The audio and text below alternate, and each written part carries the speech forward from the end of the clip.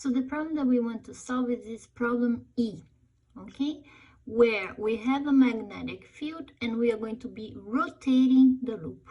So let me try to show to you what we are going to do, what we are trying to do here, okay? So what we have here is the following. My magnetic field is in this direction, okay? The magnetic field is initially, the magnetic field is not changing, the magnetic field is in this direction and parallel to my loop. Parallel to the loop means magnetic flux 0, parallel to the loop. But what we are going to do is we are going to rotate this loop. Okay, so we are in this case where no magnetic fields are crossing the area of the loop, and I'm going to put more and more lines crossing the loop.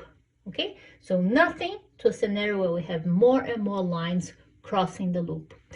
I want to oppose, the induced current wants to oppose that. So if we have more and more lines going into the loop like this, we are going to induce a current. Now look at my thumb. We are going to induce a current in this direction. So we are going to induce a current that is going to go counterclockwise, because then I create a magnetic field out.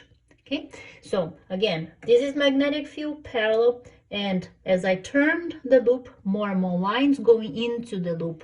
So I induce a current where I get magnetic field coming out. So it's counterclockwise.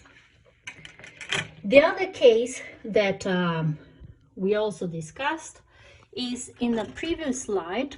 I just said that we would create an induced current, but we didn't discuss the direction. And it's this case here, the bottom. Okay, so what do we have here? The magnetic field going into, okay, magnetic field going into the page, so going into the loop. And in this case, we are going to rotate the loop, so it's going to become parallel to this magnetic field. Okay, so we come from a scenario we have a large magnetic flux to a case we have no magnetic flux. So what is going to be the direction of the induced current? So let's try to understand this one also. So here we have our loop.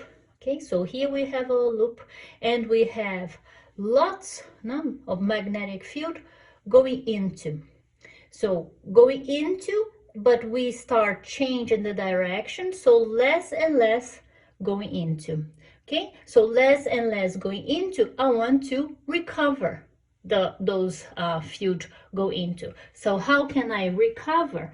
Look, I put my thumb in this direction to recover the field going into. So I create current that is now clockwise, not to recover the field that was going into. So I had a lot of field going into as I'm turning less and less. So to recover that field, I induce the current in this direction so that I have back those fields going into.